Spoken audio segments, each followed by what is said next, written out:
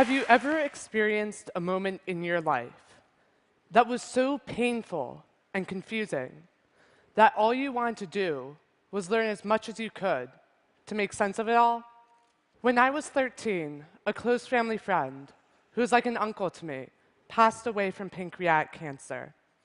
When the disease hit so close to home, I knew I needed to learn more, so I went online to find answers. Using the internet, I found a variety of statistics on pancreatic cancer, and what I had found shocked me.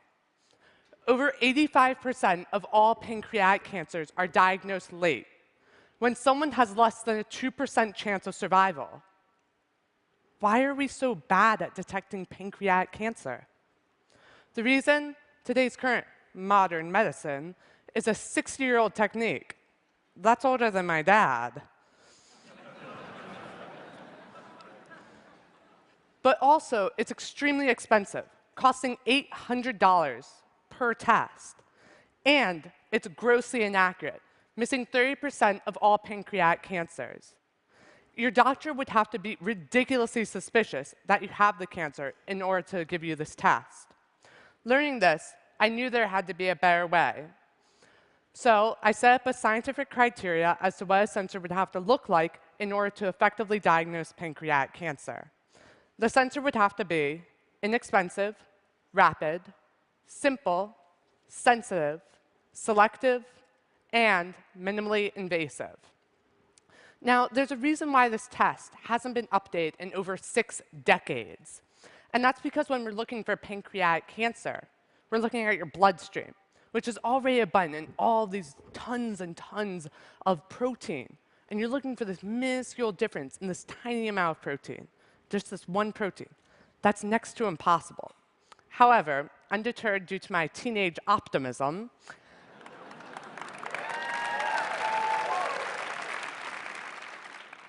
I went online to a teenager's 2 best friends, Google and Wikipedia. Got everything for my homework from those 2 sources. And what I had found was an article that listed a database of over 8,000 different proteins that are found when you have pancreatic cancer. So I decided to go and make it my new mission to go through all of these proteins and see which ones could serve as a biomarker for pancreatic cancer. And to make it a bit simpler for myself, I decided to map out a scientific criteria, and here it is. Essentially, first, the protein would have to be found in all pancreatic cancers, at high levels in the bloodstream, in the earliest stages, but also only in cancer. And so I'm just plugging and chugging through this gargantuan task, and finally, on the 4,000th try, when I'm close to losing my sanity, I find the protein.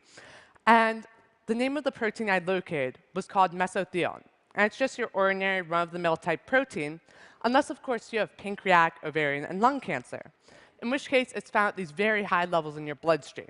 But also, the key is that it's found in the earliest stages of the disease, when someone has close to a 100% chance of survival. So now that I had found a reliable protein I could detect, I then shifted my focus to actually detecting that protein and thus pancreatic cancer. Now, my breakthrough came in a very unlikely place, possibly the most unlikely place for innovation. My high school biology class, the absolute stifler of innovation.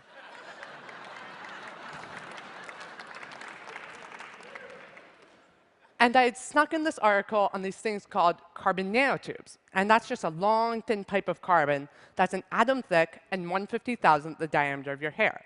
And despite their extremely small sizes, they have these incredible properties. They're kind of like the superheroes of material science.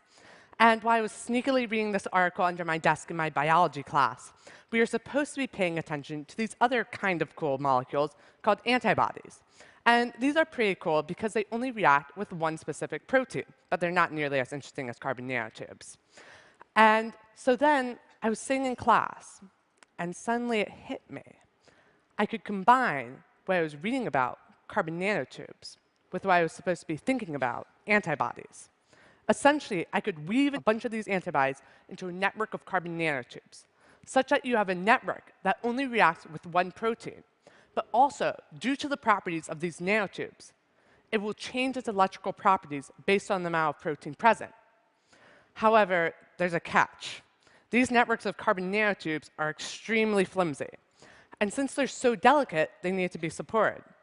So that's why I chose to use paper. Making a cancer sensor out of paper is about as simple as making chocolate chip cookies, which I love. You start with some water, pour in some nanotubes, add antibodies, mix it up, take some paper, dip it, dry it, and you can detect cancer.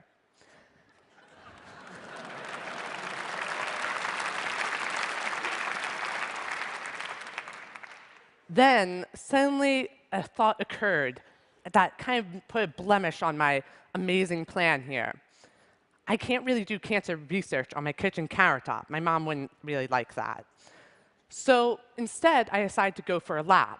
So I typed up a budget, a materials list, a timeline, and a procedure, and I emailed it to 200 different professors at Johns Hopkins University and the National Institutes of Health, essentially anyone that had anything to do with pancreatic cancer. Then I sat back, waiting for these positive emails to be pouring in, saying, "You're a genius! You're going to save us all!" And then reality took hold, and over the course of a month, I got 199 rejections out of those 200 emails. One professor even went through my entire procedure painstakingly. I'm not really sure where he got all this time. And he went through and said why each and every step was like the worst mistake I could ever make. Clearly, the professors did not have as high of an opinion of my work as I did. However, there was a silver lining. One professor said, "Maybe I might be able to help you, kid." So I went in that direction. As you can never say no to a kid. And so then, 3 months later, I finally nailed down a harsh deadline with this guy. And I get into his lab. I get all excited. And I sit down. I start opening my mouth and talking. And 5 seconds later, he calls in another PhD. The PhDs just like flock into this little room.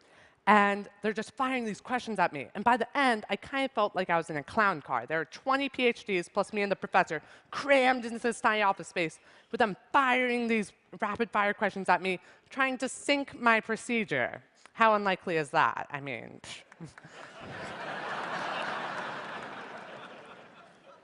However, subjecting myself to that interrogation, I answered all of their questions, and I guessed on quite a few, but I got them right. And I finally landed the lab space I needed. But it was shortly afterwards that I discovered my once brilliant procedure had something like 1 million holes in it. And over the course of 7 months, I painstakingly filled each and every one of those holes. The result? One small paper sensor that costs 3 cents and takes 5 minutes to run. This makes it 168 times faster, over 26,000 times less expensive, and over 400 times more sensitive than our current standard for pancreatic cancer detection.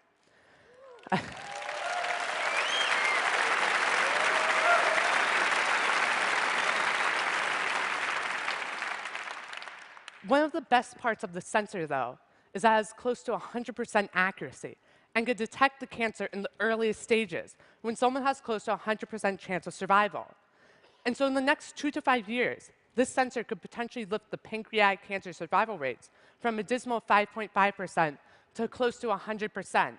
And it would do similar for ovarian and lung cancer. But it wouldn't stop there. By switching out that antibody, you can look at a different protein, thus a different disease, potentially any disease in the entire world. So that ranges from heart disease to malaria, HIV, AIDS, as well as other forms of cancer, anything. And so hopefully one day, we can all have that one extra uncle, that one mother, that one brother, sister. We can have that one more family member to love. And that our hearts will be rid of that one disease burden that comes from pancreatic, ovarian, and lung cancer, and potentially any disease. That through the internet, anything is possible. Theories can be shared, and you don't have to be a professor with multiple degrees to have your ideas valued. It's a neutral space, where what you look like, age, or gender, it doesn't matter. It's just your ideas that count. For me, it's all about looking at the internet in an entirely new way, to realize that there's so much more to it than just posting duck-faced pictures of yourself online. You could be changing the world. So if a 15-year-old who didn't even know what a pancreas was, could find a new way to detect pancreatic cancer. Just imagine what you could do. Thank you.